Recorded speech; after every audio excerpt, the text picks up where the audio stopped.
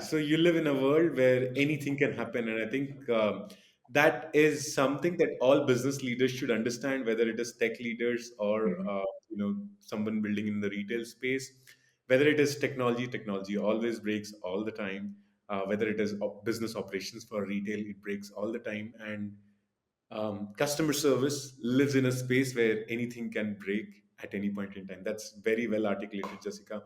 I would love to double click on one point that you mentioned, Mhm. um, that you have to get buy-in from your leaders, right? Yeah. Um, how do you do that? How do you get that buy-in? What do you pitch within the business? This depends.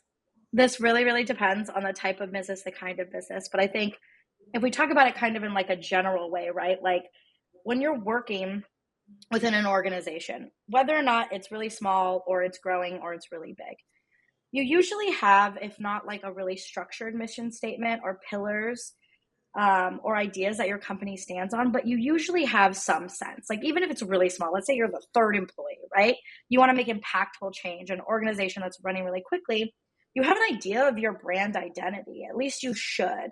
If you don't, I would suggest everyone push any leader in their organization to give them that information, right? But let's assume that you have, some kind of base of that. That becomes really easy. Like, that's a gut check as you move through CS, CX, any role and any organization of, this is who we are, this is who we want to be, and we want to hold true to that. So for me, I build a mission statement that is separate from the brand mission statement, but that is attached and adjacent. With my teams within CS, we work on it together. I don't do anything in a silo ever, no matter how big or how small. And we talk about it and we come up with something that is unique to us, that feels very real for us based on the way we work, the way we communicate.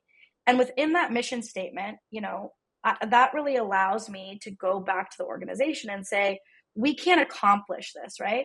We can't accomplish this goal if, when we come to you and we say, hey, there's a problem with this, and you're like, yeah, whatever, like just deal with it. Like, it's not possible. So then it becomes kind of like a question of, do you want us to be able to do this? And I think in general, businesses, they care about their customer.